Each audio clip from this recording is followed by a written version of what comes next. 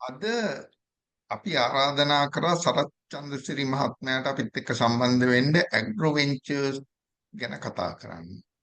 මේ agro ventures කියන ආයතනය මේ ගැන අපි මේ සඳහන් කරනකොට ඔවුන්ගේම තියෙන වෙබ්සයිට් එකක්. ඉතින් අපි ඒක ෂෙයා කරන්නම්. එතකොට ඔබට බලා ගන්න පුළුවන් මේ ඇග්‍රෝ වෙන්චර්ස් ආයතනය ගැන. දැන් ඔබට පේන්නේ මේ ඇග්‍රෝ වෙන්චර්ස් ආයතනයේ වෙබ්සයිට්. එතකොට ඔවුන් මේ කරන කාර්යය කුමක්දයි කියන්න අපි මේ සරච්චන්ද්‍රසිරි මහතාට ආරාධනය කරමු. මොකද ඔහු තමයි එහි අලෙවි කළමනාකරුවෙක් හැටියට සේවය කරනවා. එහෙනම් අපි දැන් මෙතනින් අපි අයින් වෙලා අපි සරත් මහත්මයාට සුබ සන්ධ්‍යාවක් කියන ගමන්ම අහන්නම් මේ ඇග්‍රෝවෙන්චර්ස් ගැන යමක් පණිවිඩයක් කියන්න. සුබ සන්ධ්‍යාවක් වේවා. ඇග්‍රෝවෙන්චර්ස් ප්ලාන්ටේෂන් ලිමිටඩ් ආයතනයෙන් කරන්නේ වැනිලා වගා කරලා අපනයනය කරන සමාගමක්. ඇත්තට වැනිලා මේ වගා කරලා ජර්මනිය ඒ වගේම දුබායි දකුණු අප්‍රිකා රටවලට තමයි වැනිලා නිෂ්පාදනය අපනයනය කරන්නේ. ඇත්තට වැනිලා අපනයනය කරන්න අපි මාතලේ ප්‍රදේශයේ කියන්නේ වැනිලා ඕකිඩ් කුලේ ශාකයක් නිසා ඒ දේශගුණික බලපෑම් අනුව සෙන්ටිග්‍රේඩ් අංශක 18ත් 22ත් ඇති ප්‍රදේශවල තමයි වැවෙන්නේ. ඒ නිසා මාතලේ තමයි ප්‍රදේශය තමයි උචිතම.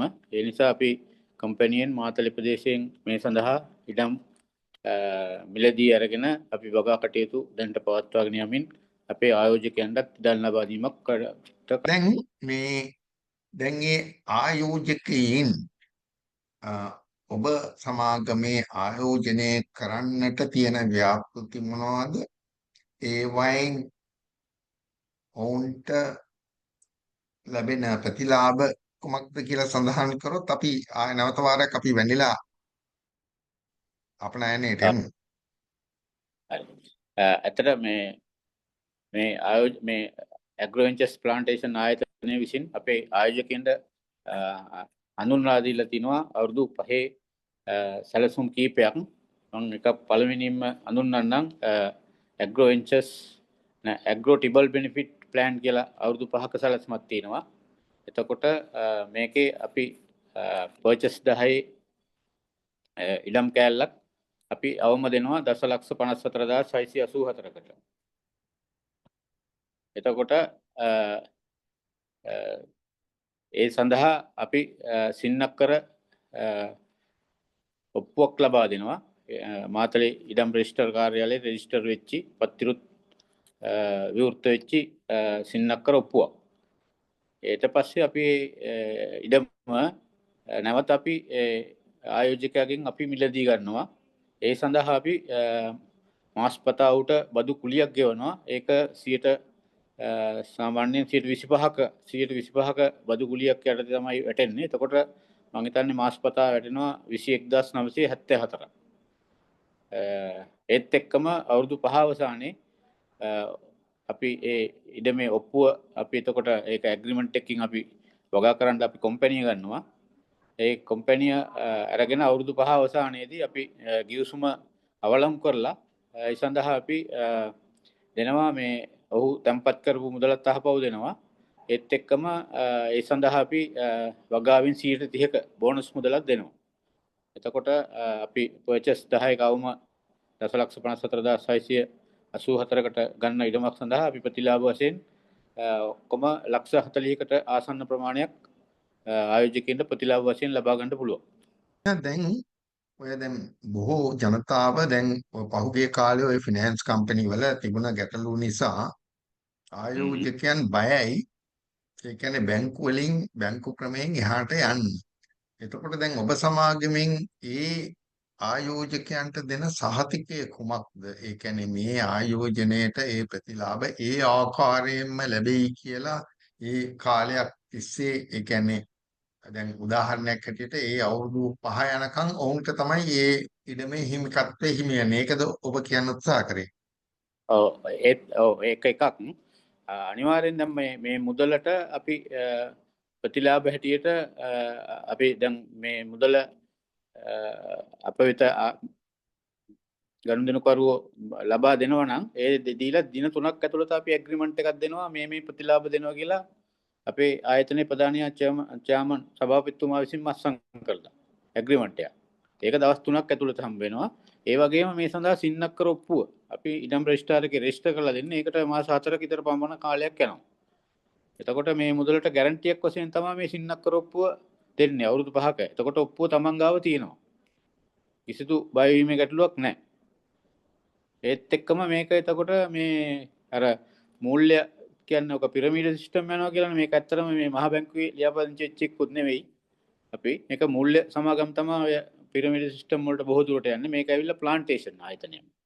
ඒ නිසා කිසිදු බයවීමක් වෙන්න අවශ්‍යතාවයක් නැහැ ආයෝජකයන්ට. තමන් ගාව සින්නක්කර ඔප්පුව දින අවුරුදු 5ක් යනකම්. අපි ගිවිසුමකින් තමයි එකත් පවරගෙන අර මාස්පතා 25%ක බදු කුලියක් දෙන්නේ.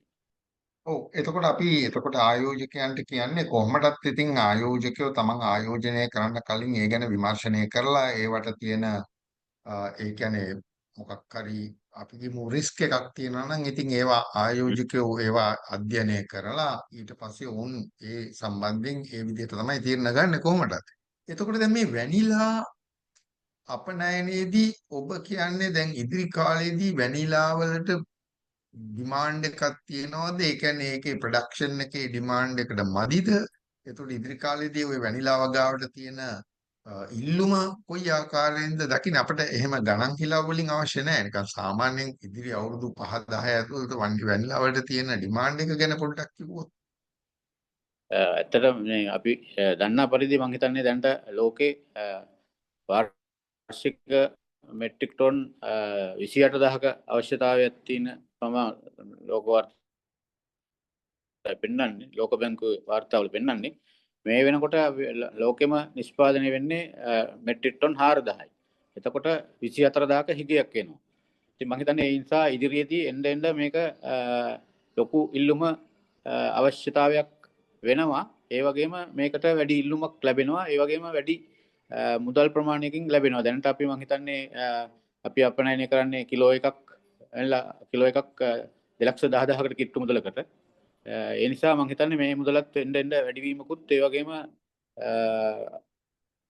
ආයෝජනය වැඩි කිරීමට අපනයනය වැඩි කිරීමට සැලසුම් දැනට මේ අපේ සමාගම සතුවත් සැලසුම් සකස් කරමින් පවතිනවා ඉදිරියේදී මේ වගා දියුණු කිරීම සඳහා.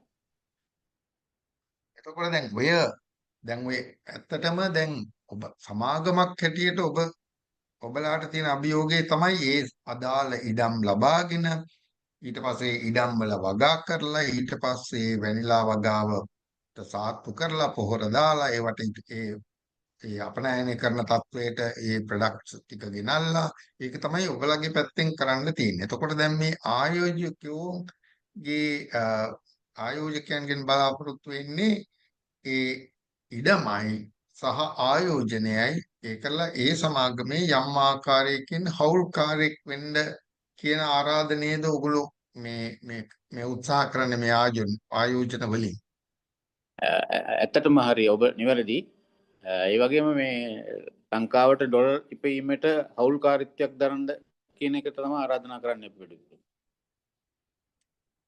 දැන් අපනයනය කියපුවාම ඉතින් අනිවාර්යයෙන්ම ඉතින් ඒ කියන්නේ අපිට රටේ අවශ්‍යතාවයක් දැන් ඩොලර් ඉපීමනේ. එතකොට දැන් මම මෙහෙම කියන්නම්. දැන් එකක් තමයි ආයෝජකයන්ට බලා ගන්න පුළුවන් මේ ආයතනය ගැන විස්තර වෙබ්සයිට් එකට ගිහිල්ලා බලා ගන්න පුළුවන්.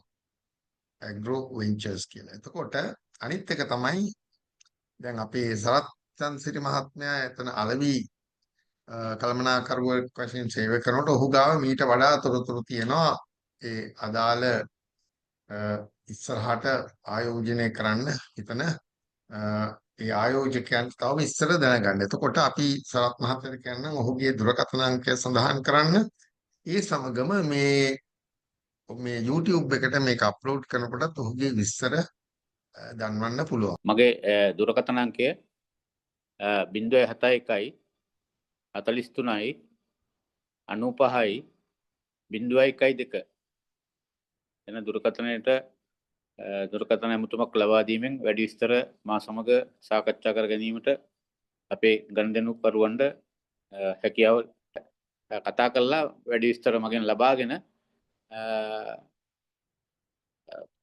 මේ ඇග්‍රෝ වෙන්චර්ස් ආයතනය සමග ගනුදෙනු කිරීමට කටයුතු කරන්න කියලා ආරාධනා කරනවා. මම මෙහෙම ප්‍රශ්නයකින් අවසන් කරනම් ඔය ඉදිරි කාලේන ඔව්. ආයෝජකයන්ට ඔය වැනිලා ප්ලාන්ටේෂන් එකට ගිහිලා කොහොමද ඒ වගා කරන්නේ? එතකොට මේ ආයතනයට දැන්ටමත් ආයෝජනය කරපු අය සමග කතා කරන්න අවස්ථාවක් ලබා ගන්න පුළුවන්ද? ඇත්තටම මේ වගා අපේ දැන් මේ මාතලේ දිස්ත්‍රික්කේ දැන්ට වගා කරන ඉඳන් අපි අපේ ආයෝජකයන්ට එහෙම නැත්නම් අපේ ගනුදෙනුකාර මහතුරුන්ට ෆීල්ඩ් විසිට් එකක් ඕනනම් ගිහිල්ලා ශේත්‍රය බලලා ඒ සඳහා අපි අවස්ථාව ලබා දෙනවා. ඔව්. එතකොට ඔවුන්ට වැඩි අවස්ථාවක් ලැබෙනවා ඔවුන් මේ ආයෝජනය කරන්නේ කුමකටද කියලා. හරි. එහෙනම් සරත් මහත්මයා අපි ඉතාමත්ම ස්තුතියි. අපි ඒ ආයෝජකයන්ට කියන්නම් ඔබතුමා සම්බන්ධ වෙලා වැඩි විස්තර ලබාගෙන ඔබ මේක විමර්ශනය කරලා ඔබ තුලින් ඒ ආයෝජනය කරනවා. එහෙනම් සරත් මහා ඔබට සුබ සන්ධ්‍යාවක් අපි නැවතත් හම්බ වෙමු. බොහොම ස්තුතියි. සුබ සන්ධ්‍යාවක්.